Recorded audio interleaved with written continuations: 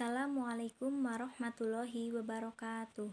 Perkenalkan, nama saya Viva Cindy Claudia, NIM 20010404002. Di sini saya akan mempresentasikan mata kuliah Sejarah Sastra dengan judul Sastra Angkatan Balai Pustaka. Dari sini kita akan mempelajari bagaimana latar belakang, karakteristik, nama-nama pengarang beserta karyanya dan karya puncaknya. Yang pertama, bagaimanakah latar belakang sastra angkatan Balai Pustaka? Angkatan ini dimulai dari tahun 1850 sampai 1933, diawali dengan munculnya teknologi baru dalam penyebarluasan gagasan, yaitu media cetak. Periode ini juga memunculkan sastra Melayu Tionghoa pada akhir abad ke-19 yang diawali dengan terjemahan-terjemahan. Karena pengaruh kebijakan politik, sastra Melayu Tionghoa tidak diperhitungkan dalam khazanah sastra Indonesia. Salah satu alasannya ialah masih menggunakan bahasa Melayu pasar yang dianggap rendah. Dalam angkatan ini juga muncul sastra koran dalam perkembangan surat kabar. Perkembangan kesusastraan Indonesia tidak bisa dipisahkan dari masyarakat Indonesia dalam perkembangan kesadaran sosial dan politik pada awal abad ke-20. Salah satu karya penting dalam kesadaran politik yaitu Max Havelaar, atau dalam bahasa Indonesia yang artinya lelang kopi perusahaan dagang Belanda, yang ditulis oleh Multatuli, nama samaran dari Eduard de Dekker, orang Belanda yang humanis dan menaruh simpati besar terhadap penderitaan rakyat Indonesia, khususnya Jawa. Buku ini ditulis dalam kurun waktu 1 bulan di kamar loteng di Brussel dan diterbitkan pada tahun 1860. Buku ini menjadi buku bacaan wajib dan menjadi karya dunia. Berkat buku ini, pemerintah Belanda berhasil mengubah sistem tanam paksa menjadi politik etis. Politik etis adalah suatu kebijaksanaan penting yang dicanangkan pada tahun 1901. Politik etis disebut juga sebagai politik balas budi yang merupakan bentuk tanggung jawab pemerintah Belanda terhadap kesejahteraan pribumi Hindia yang telah memberikan kemakmuran bagi masyarakat dan kerajaan di Belanda. Pada periode ini tidak bisa dilepaskan dari keberadaan Balai Pustaka. Balai Pustaka pada awalnya adalah komisi untuk bacaan sekolah pribumi atau bacaan rakyat yang didirikan pada tahun 1908 dengan tujuan untuk memerangi bacaan liar yang banyak beredar pada awal abad ke-20. Bacaan liar merupakan buku bacaan yang mempunyai corak realisme sosialis yang diterbitkan bukan dari Balai Pustaka.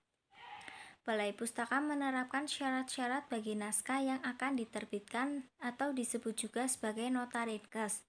Syarat-syaratnya antara lain, naskah harus netral mengenai keagamaan, memenuhi budi pekerti, ketertiban, dan politik. Menurut pendapat Bakri Siregar, sastra Balai Pustaka adalah hasil mengemukakan konsepsi pemerintah jajahan, amtenarisme, dan pegawaiisme yang tidak patuh. Balai Pustaka didirikan untuk memberikan bacaan pada orang-orang yang pandai membaca dan yang tamat sekolah rendah. Demikian latar belakang dari angkatan Balai Pustaka. Yang kedua, bagaimanakah karakteristik sastra angkatan Balai Pustaka? Yang pertama, tidak mengandung unsur menentang pemerintah. Yang kedua, tidak menyinggung golongan tertentu dalam masyarakat. Dan yang ketiga, tidak memihak salah satu agama yang ada.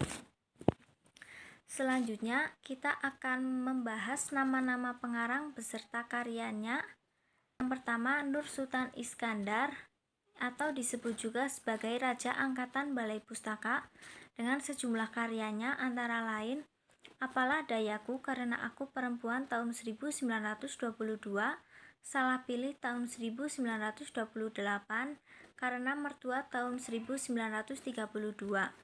Yang kedua, Merari Siregar dengan judul Azab dan Sengsara tahun 1920, Cerita Tentang Busuk dan Wanginya Kota Betawi tahun 1923, Binasa Karena Gadis Priangan tahun 1931. Yang ketiga ada Marah Rusli dengan judul Siti Nurbaya tahun 1920, Lasmi tahun 1924, Aku dan Kemenakan tahun 1956.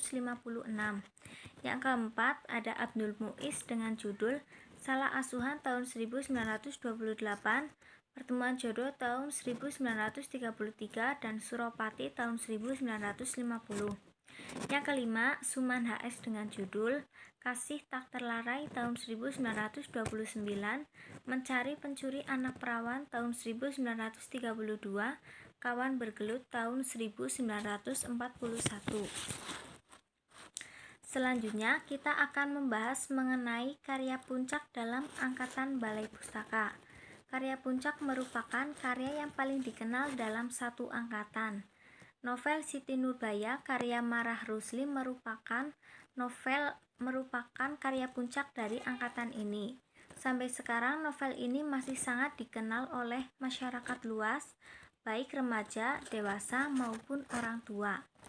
Novel ini menceritakan tentang Siti Nurbaya dan Samsul Bahri yang tidak bisa bersama karena Siti Nurbaya dijodohkan dan harus menikah dengan Datuk Maringgih, seorang rentenir yang kaya raya, untuk menebus hutang ayahnya. Demikian presentasi dari saya, semoga bermanfaat. Terima kasih. Wassalamualaikum warahmatullahi wabarakatuh.